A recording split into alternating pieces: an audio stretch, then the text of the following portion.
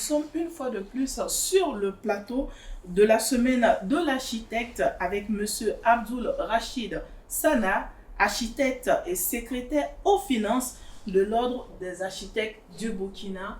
Bonsoir, bonne arrivée sur ce plateau. Merci beaucoup, madame. Comment Bonsoir à vous vous. allez? Ça va très bien chez vous-même? Oui, ça va bien. Merci beaucoup. Quand on parle de finances, bien sûr, on pense à l'argent et j'ai envie de demander quel est le bilan financier d'un tel événement? À cette question, je pense que je vais prendre la question sur plusieurs angles. Il faut déjà dire que, pour répondre à cette question, il faut déjà situer l'événement dans son contexte, en fait. Il s'avère que cette année particulièrement, nous sommes dans un contexte économique assez tendu, ce qui fait que les attentes n'ont pas été forcément comblées, ce qui fait que il faut que je réponde à cette question en situant en fait l'événement dans son contexte. Donc, dans nos prévisions, on s'attendait à une 60aine de millions pour pouvoir organiser un tel événement. On a eu un peu moins que ça, mais bon, on a réajusté en fait l'organisation pour être dans le budget. Est-ce à dire que les éditions précédentes, vos attentes ont été comblées? Bon, je n'étais pas secrétaire aux finances avant, ça c'est important que je le signale, je suis à mon deuxième mandat. Effectivement, j'ai eu à organiser une semaine de l'architecte avant celle-là. C'était pratiquement dans le même contexte, parce que depuis 2023, on est pratiquement dans le même contexte économique que vous connaissez, qui se justifie par la situation sécuritaire auquel fait face le pays. Donc, ce qui amène les partenaires à être un peu réticents. Il s'avère que pendant l'organisation, vous pouvez avoir affaire à un ensemble de partenaires qui se montrent disponibles pour vous accompagner, mais à la dernière minute, ils se rétractent suite à un ensemble d'événements, en fait, à un concours de circonstances. Ce qui fait que au départ, quand vous êtes en train d'étudier l'événement, forcément, vous avez un budget en tête, mais lors des 2 dernières semaines, avant l'événement, bien sûr que vous allez réajuster en fait le budget en fonction des réalités auxquelles vous avez fait face, en fonction des réalités des partenaires, en fonction des entrées, en fonction des promesses également, parce qu'il y a des institutions avec lesquelles on travaille et qui ont leur procédure de décaissement. Donc, quand ils donnent leur accord, on ne peut que comptabiliser en fait ça comme étant une entrée d'argent, même si on n'a pas encore la liquidité dans l'immédiat. Donc, c'est dire en fait qu'une organisation d'un tel événement, vous n'allez pas avoir tout l'argent avant l'événement. Il y a des entrées qui vont se faire après l'événement. Alors, pendant ce temps, comment vous organisez l'événement? Donc, c'est toute une gymnastique intellectuelle qui est mise en place pour pouvoir organiser l'événement en attendant que certaines promesses sûres, sur des partenaires qui sont sérieuses, ne rentrent en fait. Est-ce que par là, vous dites que l'événement se tient essentiellement sur l'apport des partenaires? Oui, c'est important d'insister là-dessus. La semaine de l'architecte du Burkina est une activité qui s'autofinance. Voilà, c'est l'argent que nous arrivons à faire entrer de la part des partenaires qui financent l'activité. Il n'y a aucune source extérieure à cette activité. C'est une activité qui cherche ses partenaires et qui s'autofinance. Donc, c'est important de signaler ça.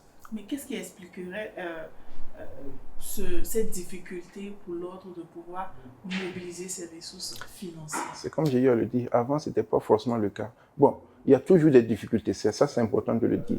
Mais il faut dire que ces difficultés ont gagné du terrain avec la situation sécuritaire que connaît le pays.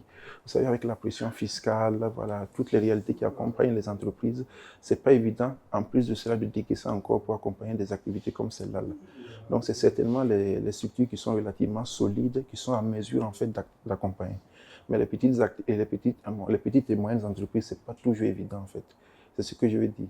Sinon, même par le passé, on avait des difficultés, mais pas forcément au même niveau que présentement. Parce qu'on sait tous que les entreprises, ce n'est pas évident financièrement actuellement. Quel bilan peut-on faire de cette 7e édition de la Semaine de l'architecte? Et personnellement, je juge que le bilan il est positif. En tant que secrétaire aux finances, je juge que le bilan est positif dans la mesure où, et en dépit du fait qu'on a eu des difficultés à mobiliser des ressources, on a réussi quand même à organiser l'activité dans le budget prévisionnel. Donc c'est déjà très bien et je félicite l'ensemble des membres du conseil qui se sont mobilisés en fait pour la réussite de cet événement. Et je remarque également que tous les stands ont été pris, ce qui est très très important à signaler. Donc il nous est arrivé des fois où on se retrouve avec une activité où il y a des stands qui sont restés relativement vides. En l'occurrence, ce n'est pas le cas, donc on ne peut que s'en féliciter. Et le pari est plutôt gagné? Le pari est plutôt gagné. Dans un contexte sécuritaire et économique tendu, il faut dire quand même que le pari est gagné. Dans quelques mois, votre mandat prend fin. Que peut-on retenir comme grand axe? En toute honnêteté, je félicite quand même les membres du conseil parce que je juge qu'il y a eu un ensemble d'innovations que nous avons eues ce mandat qui est en train de s'achever, je peux citer entre autres certaines activités que nous avons apportées en fait dans nos activités quotidiennes. ArchiConnect en fait en premier lieu, je cite ArchiConnect en premier lieu parce que c'est la semaine de l'architecte en miniature. Par le passé, on organisait la semaine de l'architecte tous les 2 ans. Donc, entre les 2 ans, il y a une période de flottement qui est là, alors que nous sommes là, en fait, pour apporter plus de visibilité aux architectes, pour apporter plus de visibilité au secteur même qui est l'architecture, pour amener les gens à comprendre ce que c'est que l'architecture et opérer toute une campagne de sensibilisation, en fait, autour du secteur d'activité. Donc, vous comprenez avec moi que si il y a 2 ans de flottement, ça ne permet pas, ça ne contribue pas forcément, en fait, à valoriser, à promouvoir l'activité. C'est exactement ça. Donc, nous avons ArchiConnect qui se faisait tous les trimestres donc, et qui s'intercalait entre les 2 semaines de l'architecte. Ça, c'était déjà une première innovation. Une deuxième innovation à laquelle je peux faire allusion également, c'est ArchiSport. ArchiSport qui est une activité sportive qui amène les architectes à sortir pour tous les derniers week-ends du mois pour faire des activités sportives et c'est ouvert en fait. On fait le sport de l'aérobic à ciel ouvert dans un espace public bien déterminé. Et ça permettait à des non-architectes et les personnes de tous bords de venir faire des activités avec nous et chasser un peu ce mythe en fait que les architectes sont inaccessibles. Donc ça permettait, au-delà de l'activité sportive, ça devenait carrément un carrefour de rencontres et d'échanges après l'activité sportive proprement dite. Donc je trouvais quand même que c'était une innovation qui était assez suffisamment importante, qui mérite d'être signalée en fait. Donc ça, c'est toute une série d'activités comme ça que nous avons apportées comme innovation. Et en troisième lieu, c'est des choses qui avaient été commencées, mais bon, avec les difficultés et qui avaient été abandonnées. Je peux citer en troisième lieu en fait la visite aux confrères. Voilà, parce que ça demande beaucoup d'efforts. Peut-être que vous ne le savez pas, mais le conseil, c'est un sacerdoce, c'est un sacrifice personnel de tous les membres. C'est pas comme si c'était une activité rémunérée, non, pas du tout. Chacun vient apporter sa pierre pour contribuer à faire connaître en fait le secteur d'activité. Donc, nous avons apporté cette activité supplémentaire qui consiste à rendre visite à l'ensemble des confrères.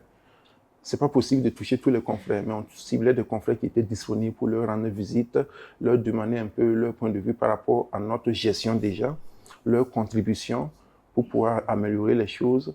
Et voilà quoi, ça nous a vraiment enrichi et ça nous a permis vraiment de mener à bien notre mandat. Je veux citer une dernière activité quand même que nous avons apportée également comme innovation, c'est les formations dans les écoles professionnelles. C'est important de le signaler. Vous savez, par exemple, lors de nos contrats, par exemple, c'est les financiers qui ficellent les contrats et tout. Mais souvent, ils ne connaissent même pas notre secteur d'activité. Donc, on a entrepris d'aller dans leur formation de base, c'est-à-dire dans leurs écoles, pour former déjà et les amener à comprendre déjà ce que c'est que le secteur d'activité, qu'est l'architecture. Et au-delà d'eux, on est allé vers d'autres secteurs, d'autres écoles comme la douane, l'école de police, ainsi de suite. Donc, beaucoup nous avaient reproché d'être dans notre coin tranquille. Donc, pour essayer de briser un peu la glace, on est allé vers les autres. Donc, considérer l'intégration régionale aujourd'hui comme chose effective au sein des différentes zones de la sous-région. Et l'architecture, vraiment, c'est une intégration sous-régionale. C'est vrai que présentement, on a des questions de texte qui sont en cours pour harmoniser en fait l'activité au sein de l'UEMOA en quelque sorte. Il s'agit en fait que il est un peu dommage quand même qu'un architecte ici quitte le Burkina pour aller en Côte d'Ivoire et ne se retrouve pas en fait dans les mêmes conditions de travail qu'au Burkina ou alors n'est pas reconnu. Enfin, il faut harmoniser carrément les règles pour vraiment faciliter le fonctionnement du secteur et que tout le monde soit sur le même pied d'égalité en quelque sorte. Mais le texte, il est dans les tiroirs de l'administration. J'espère que d'ici là, les choses vont avancer. Bon, tiroir, c'est trop dire, puisque vraiment le texte, il va bientôt passer comme projet de loi, quoi.